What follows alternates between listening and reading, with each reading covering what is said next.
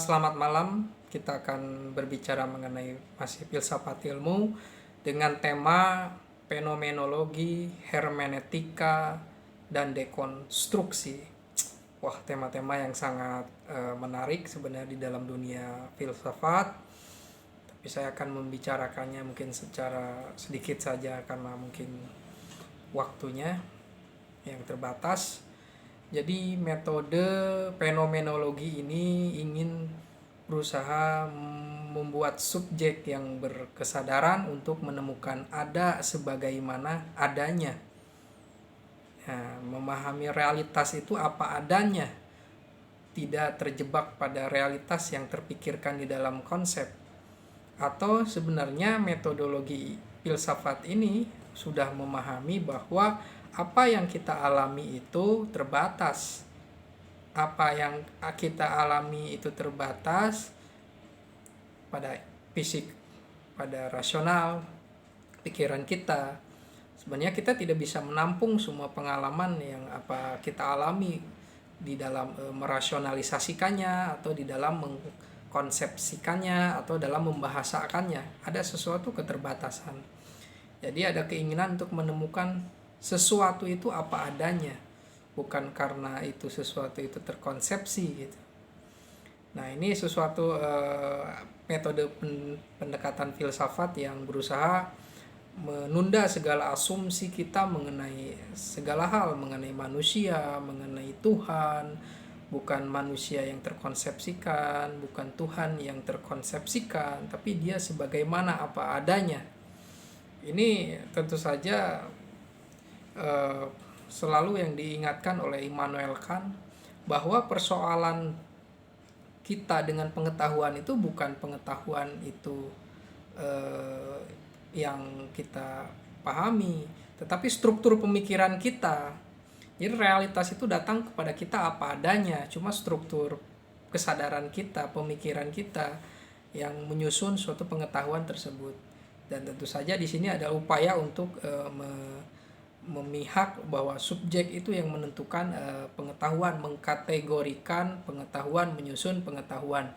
Tapi menurut Edmund Husserl, seorang bapak fenomenolog, bahwa kita ini selalu dengan realitas itu selalu dekat, kita itu selalu memikirkan realitas, kita tak terpisah dengan realitas itu.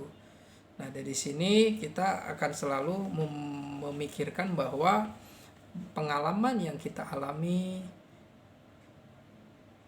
realitas pemikiran yang kita konsepsikan, yang kita bahasakan itu masih sedikit dengan realitas pengalaman yang melimpah itu.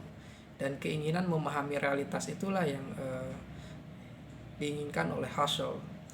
Nanti fenomenologi tentang yang bersifat deskriptif ini oleh Edmund Husserl dan dikembangkan lagi oleh Martin Heidegger bahwa realitas itu bukan hanya untuk dipahami seperti Husserl untuk mendapatkan suatu keutuhan, bukan untuk dijelaskan secara deskriptif, tapi untuk pemahaman yang bersifat ontologis. Karena realitas itu bukan hanya pemikiran saja, bukan pikiran saja yang bisa memahami yang ada itu, tapi pengalaman itu mendunia sebagai suatu pengalaman yang kita alami sehari-hari itu sudah bersifat sesuatu yang bersifat ontologis.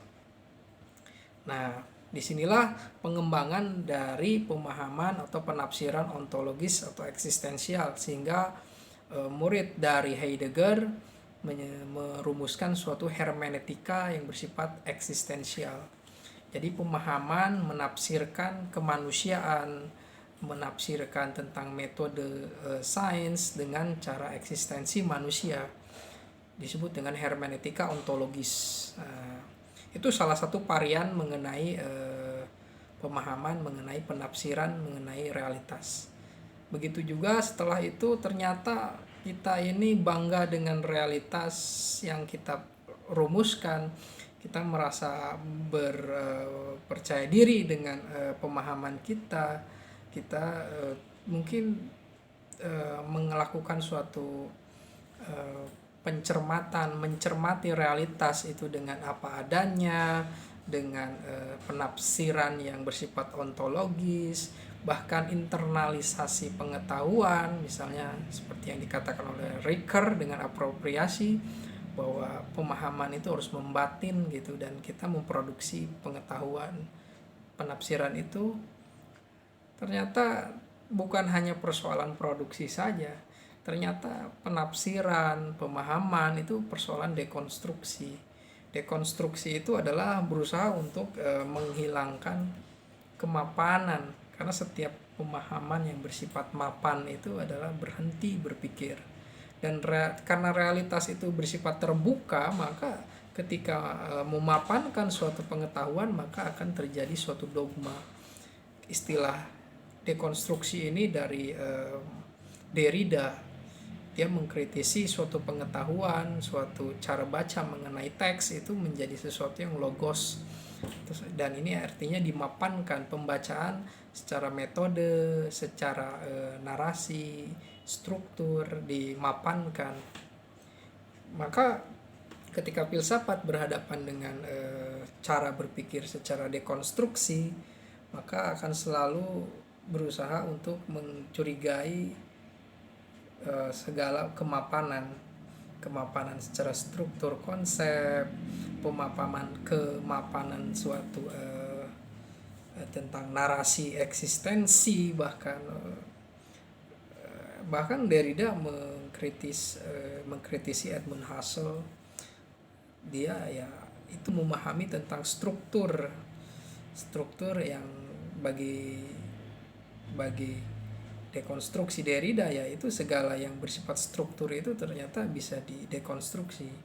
Nah, di dalam pemikiran kita ketika kita memahami realitas tentang manusia, tentang sosial, masyarakat, budaya, pemahaman mengenai fenomenologi mengajarkan kita untuk memahami realitas itu tanpa asumsi dulu. Kita melihat apa adanya, kita belajar itu dengan sangat hati-hati gitu, harus hidup bersama mereka, memahami perspektif mereka.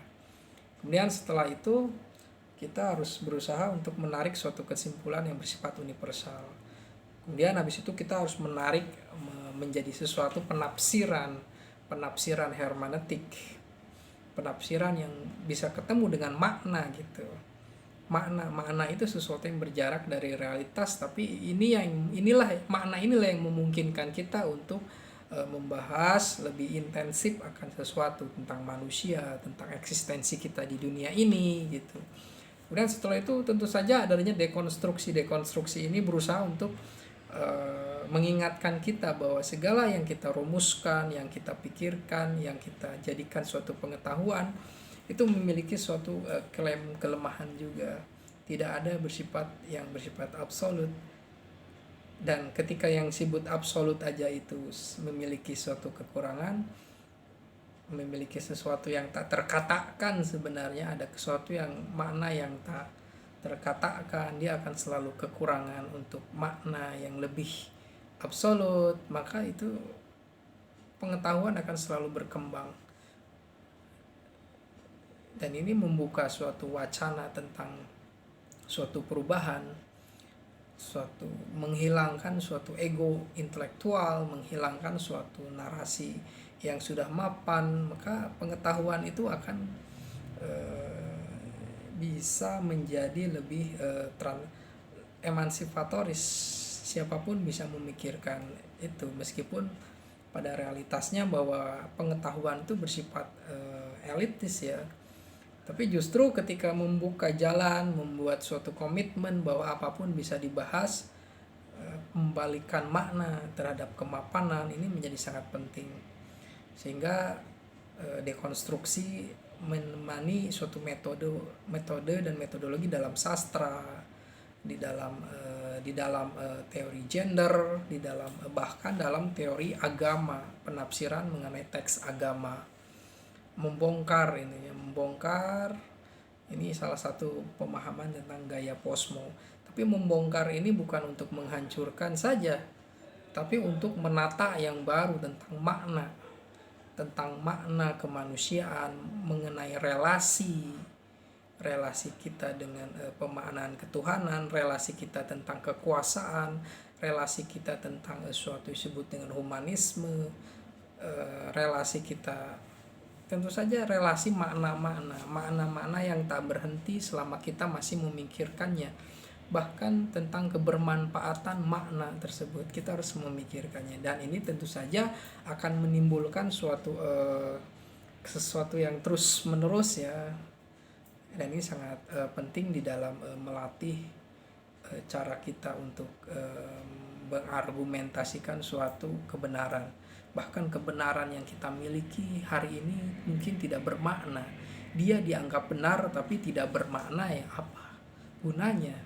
Begitu juga ada sesuatu yang kita anggap itu tidak benar tapi dia memiliki makna buat kita, itu apakah ini sebagai sesuatu yang dibenarkan?